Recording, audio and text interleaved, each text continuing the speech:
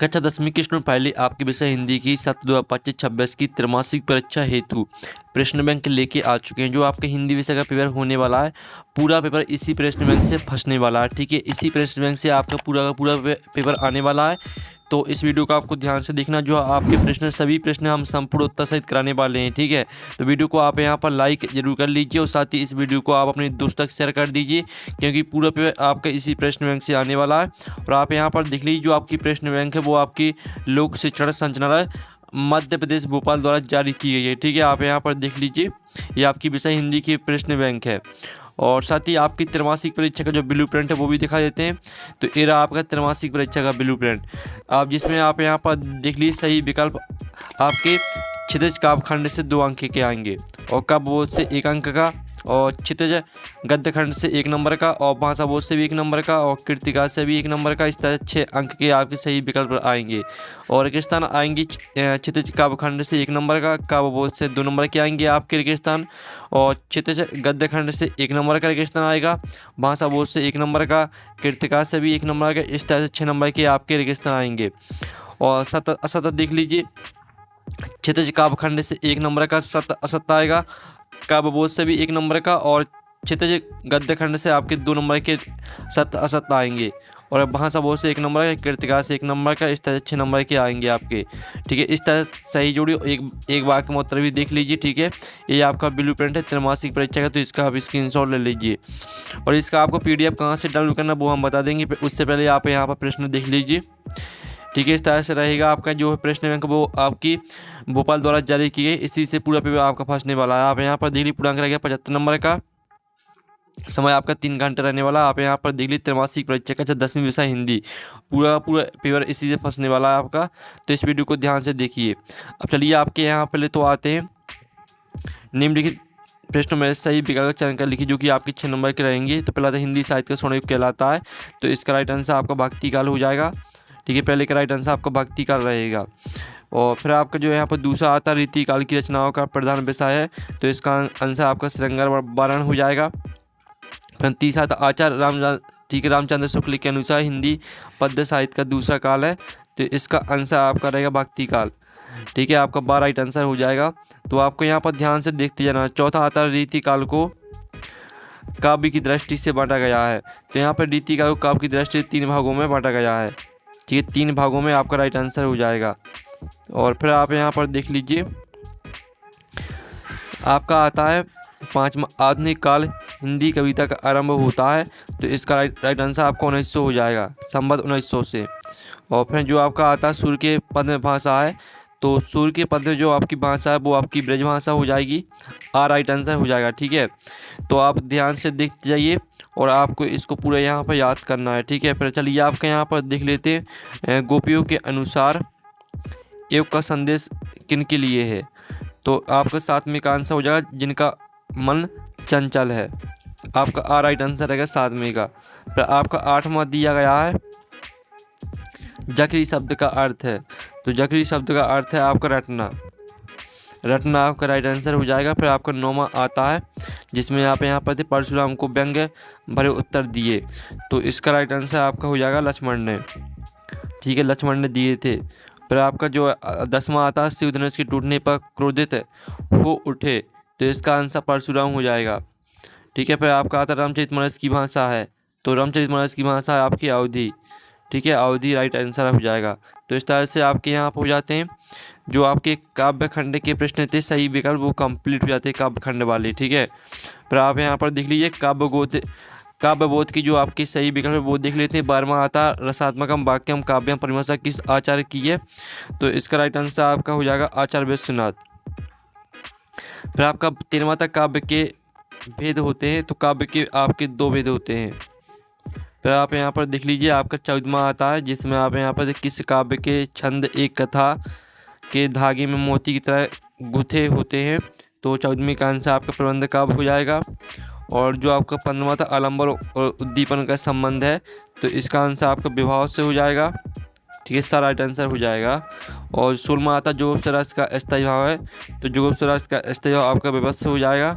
ठीक है, इस तरह से आपके यहाँ पर जो है वो हो जाते हैं काव्यबोध के प्रश्न। ठीक है, आप गद्य खंड के प्रश्न आते हैं यानी सही विकल्प, तो आपको चलिए इनको भी ध्यान से देख लेते हैं। सत्रमाता गद्य की विधा नहीं है, तो गद्य की विधा नहीं महाकाव्य, महाकाव्य राइट आंसर रहेगा। फिर आपका दूसरा 18वां तो उपन्यास सम्राट है, तो इसका आंसर प्रेमचंद हो जाएगा। फिर आपको 19वां आता है यदि गद्य कवियों की कसौटी है तो निबंध गद्य की कसौटी है, यह कथन है आचार्य रामचंद्र शुक्ल का।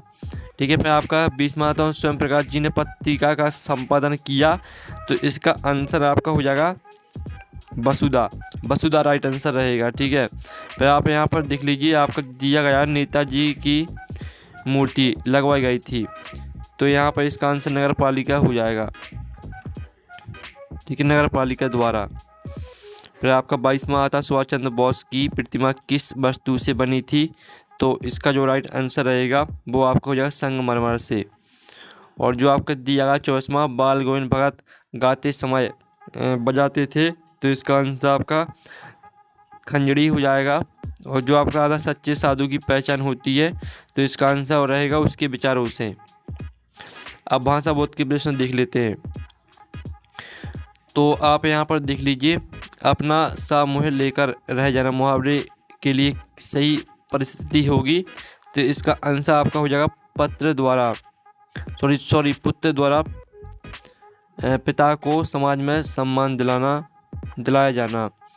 फिर आपका 27वां दो वर्णों को मेरू कहते हैं संधि। ठीक है, संधि आपका राइट आंसर रहेगा।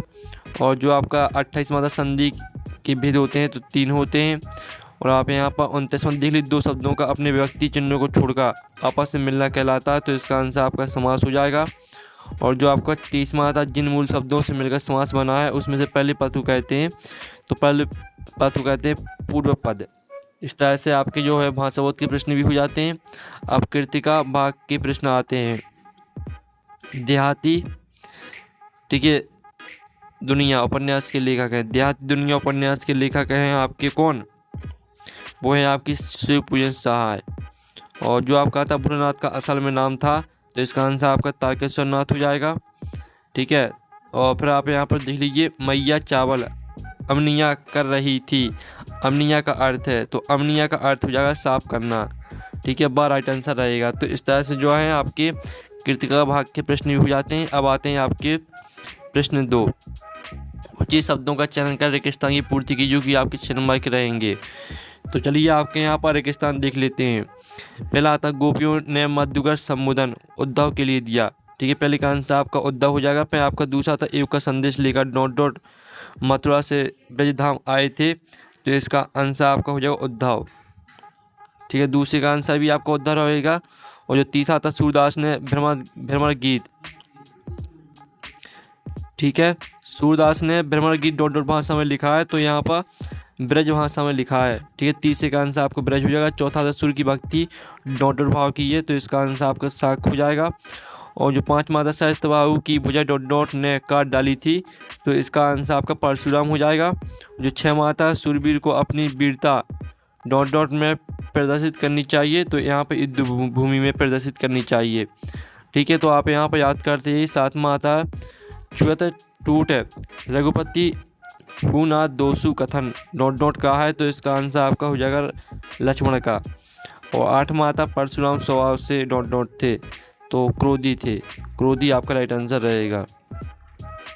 फिर आपके काव्यबोध के प्रश्न आते हैं। तो 9वां आता सहृदय के हृदय में स्थित अस्थायी भाव संचारी भाव। ठीक है, संचारी भाव आपका राइट आंसर रहेगा। फिर आपका 10वां आता नायक के जीवन के किसी एक घटना का पूर्णता के साथ चित्रण होता है, तो इसका आंसर आपको महाकाव्य हो जाएगा, खंडकाव्य रहेगा आपका आंसर। 11वां तक नायक नायिका के संयोग या वियोग का वर्णन श्रृंगार रस में होता है। और 12वां तक कविता की रचना विधान को डोंडो कहते हैं, तो इसका आंसर आपका हो जाएगा छंद। चौपाई के प्रत्येक चरण में डोंडो मात्रा होती हैं, तो यहाँ पर 16 मात्राएं होती हैं। छंद डोंडो प्रकार के होते हैं, छंद होते हैं आपके 2 प्रकार के। इस तरह से आपके रेगिस्तान कंप्लीट हो जाते हैं। अब गद्य खंड के प्रश्न आते हैं, तो हम गद्य खंड के प्रश्न भी देख लेते हैं। 15वां आता 1 अंक वाली रचना आपकी 1 अंकी कहलाती है, और जीवनी गद्य की एक गुण विधा है।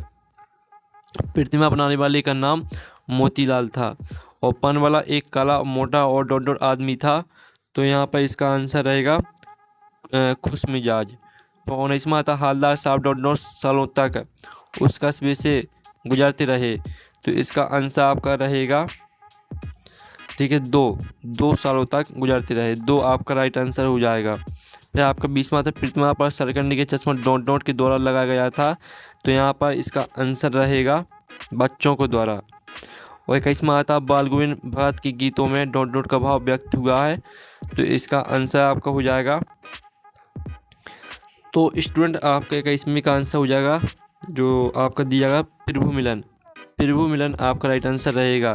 फिर 22वां था बाल गोविंद भगत पाठ डॉट विधा का है। तो इसका आंसर आपका रेखा चित्र हो जाएगा। और 23वां था बाल गोविंद भगत मंझोले कद की डॉट डॉट आदमी थे। तो इसका आंसर आपका सांवले हो जाएगा। ठीक है, इस तरह से आपके गद्य खंड के जो रेगिस्तान है वो कंप्लीट हो जाते हैं। अब आते हैं भाषा बोध के रेगिस्तान। 24वां आता विद्यालय शब्द में डॉट डॉट संधि है। तो विद्यालय शब्द में आपकी स्वर संधि हो जाएगी। मनोबल शब्द में डॉट डॉट संधि है। तो मनोबल में आपकी संधि रहेगी विसर्ग। और 26वां आता विलक्षण अर्थ का बोध कराने वाली वाक्य डॉट डॉट कहलाते हैं। तो आपके कहलाते हैं मुहावरा। फिर आपका 27वां आता समास के भी डॉट डॉट है। तो समास के होते हैं आपके 6 वेद। और 28वां आता चौराहा शब्द में डॉट डॉट समास है। तो चौराहा शब्द में जो आपका समास रहेगा वो आपका दुगु हो जाएगा। ठीक है, इस तरह से जो आपके रेगिस्तान वो यहाँ पर भाषा बोध के रेगिस्तान कंप्लीट हो जाते हैं। अब आते हैं कृतिका भाग 2 के रेगिस्तान। 29वां आता भोलेनाथ पूजा के समय मस्तक पर डॉट डॉट तिलक लगा देते। तो यहाँ पर क्या तिलक लगा देते भभूत का। भभूत आपका राइट आंसर रहेगा। फिर 30वां था भोलेनाथ और उनके साथी डॉट डॉट के बिल के पानी उलूटने लगे। तो इसका आंसर आपका चूहे हो जाएगा। चूहे आपका रहेगा 30वें का आंसर। ठीक है, 30वें का आंसर आपका चूहे हो जाएगा।